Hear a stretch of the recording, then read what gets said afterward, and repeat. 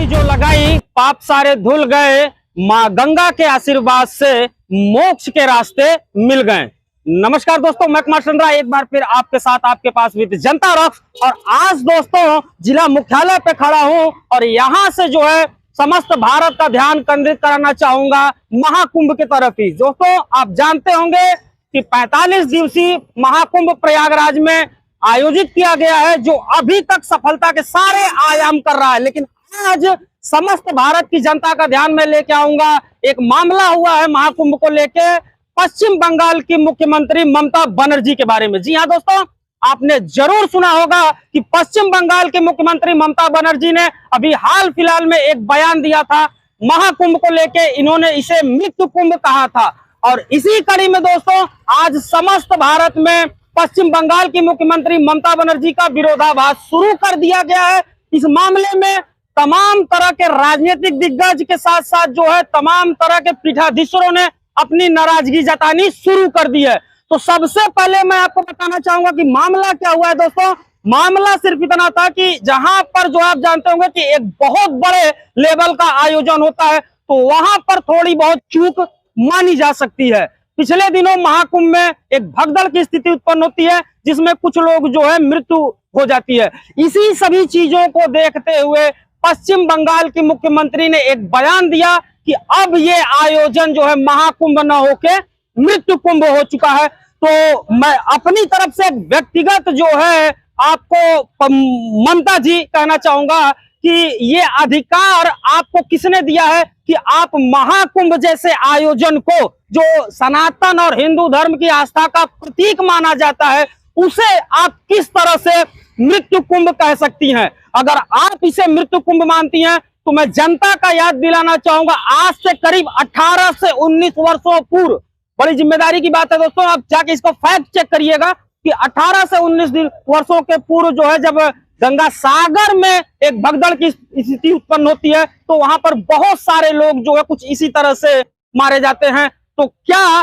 पश्चिम बंगाल की मुख्यमंत्री ममता बनर्जी इस बात को स्वीकार करेंगी कि वो भी जो है गंगा सागर न होकर मृत्यु सागर हो गया है।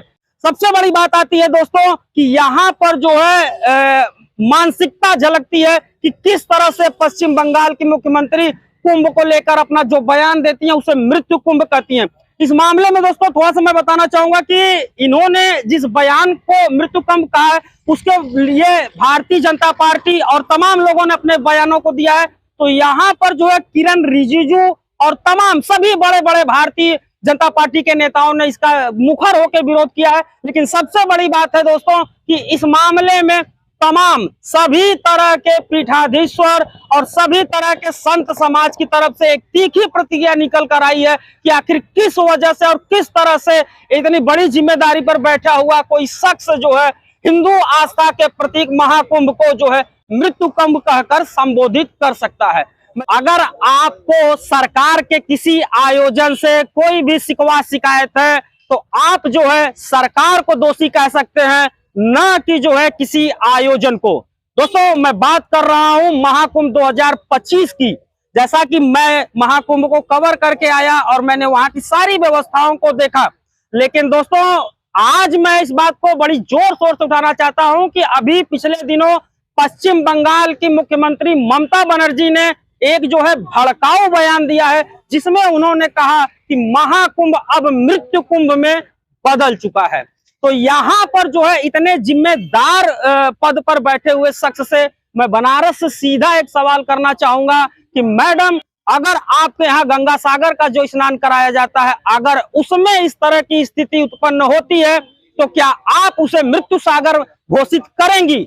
और दूसरी बात मैं पश्चिम बंगाल की मुख्यमंत्री से कहना चाहूंगा कि आपको अगर शिकवा है, शिकायत है महाकुंभ से, तो आपको सरकार को दोष देना चाहिए, आपको वहां की व्यवस्थाओं को दोष देना चाहिए। आप सरकार से सवाल कर सकती हैं, न कि किसी भी हिंदू सनातन धर्म की आस्था के प्रतीक महाकुंभ को आप कह सकती हैं कि ये मृत्यु कुंभ में बदल चुका है। आपने इस तरह का बयान देकर ये साबित कर दिया है कि जनता अगर आपको ममता बानो के नाम से जानती है तो एकदम सही है। आपने जो है दोहरी चाल चरित्र की राजनीति का एक मुखौटा जनता के सामने लाया है और आपके इस स्टेटमेंट से एकदम परिलक्षित होता है कि आपने राजनीति से प्रेरित होकर हिंदुओं के आस्था के प्रतीक, तमाम सनातनियों के आस्था के प्रतीक महाकुंभ को लेकर एक बेहद ही छोटी टिप्पणी की है। और वास्तव में आपको जनता के सामने आना चाहिए और जनता से आपको माफी मांगनी चाहिए। मैं जनता का याद दिलाना चाहूंगा दोस्तों कि वही मुख्यमंत्री हैं जो हमेशा जो है दोहरी राजनीति करती रहती है। इनकी राजनीति हमेशा जो है हिंदू मुसलमान की तरफ चली जाती है। ममता बानो के जो है बोल बिगड़े हैं और उन्होंने कहीं न कहीं कुठाराघात करने की कोशिश की है हिंदू आस्था के प्रतीक महाकुंभ 2025 पे। छोटी छोटी गलतियों को अगर नजरअंदाज कर दिया जाए दोस्तों, तो जैसा कि आप जानते होंगे कि किस तरह से मैंने महाकुंभ को अभी जाकर काफी दिनों रहकर वहां पर उसको कवरेज किया, तो मुझे व्यक्तिगत वहां पर कोई प्रॉब्लम समझ में नहीं आई। हाँ, ये एक अलग बात है कि इसके लिए जो भी वहां पर अप्रिय चीजें हुई हैं उसको वहां पर आप जनता को मान सकते हो कि जनता वहां पर अपने बुद्धि और विवेक का इस्तेमाल नहीं कर रही है, इसलिए ये घटना हुई। लेकिन अगर ध्यान देने वाली बात होगी दोस्तों, तो कहीं ना कहीं जो है कुछ ऐसे राजनीतिक दल और नेता हैं जो हिंदू आस्था के प्रतीक महाकुंभ को लेकर भी अपनी दोहरी राजनीति और राजनीति का गंदा खेल खेलने से बाज नहीं आ रहे हैं। यहाँ पर जो है एक बार फिर मैं कहना चाहूंगा कि पश्चिम बंगाल की मुख्यमंत्री ममता बनर्जी को इस बारे पर जरूर जो है सामने आकर बयान देना चाहिए कि क्या वो इस बात से सहमत हैं कि गंगा सागर में हुई मौतों की जिम्मेदार वो स्वयं को मानती हैं, या फिर वो मानती हैं कि वो भी जो है एक मृत्यु सागर हो गया था उस समय। जिस तरह से उन्होंने जो है महाकुंभ को मृत्यु कुंभ कहा है, उन्हें सामने आकर इस बात का खंडन करना चाहिए और तमाम जो है सनातन धर्म से जुड़े लोगों से, हिंदू आस्था के प्रतीक से सभी लोगों से आके जो है एक सामूहिक माफी मांगनी चाहिए और उन्हें स्पष्टीकरण देना चाहिए जो है कि क्या महाकुंभ अगर मृत्यु कुंभ है तो गंगा सागर भी क्या जो है मृत्यु सागर है। मुझे उम्मीद है कि तमाम जो है इन घटनाक्रम को देखते हुए मैं ये बड़े जिम्मेदारी से कह सकता हूं दोस्तों कि ये एक जो है सोची समझी प्लानिंग चल रही है कहीं न कहीं जो है हिंदू आस्था के प्रतीक महाकुंभ पर कुठाराघात करने की। वैसे आपको क्या लगता है जो है कि महाकुंभ को लेकर जो भगदड़ की मौत हुई है वो वास्तव में अभी भी महाकुंभ ही है या वो मृत्यु कुंभ में बदल चुका है? क्या ममता बनर्जी को इसके लिए सामने आकर माफी मांगनी चाहिए या जो है उन्होंने जो कहा आप उसके तरफ से सहमत हैं? मुझे उम्मीद है कि बहुत जल्द जो है पश्चिम बंगाल के मुख्यमंत्री इसके लिए सामने आएंगी और वो अपना स्पष्टीकरण जरूर इस पर रखेंगी।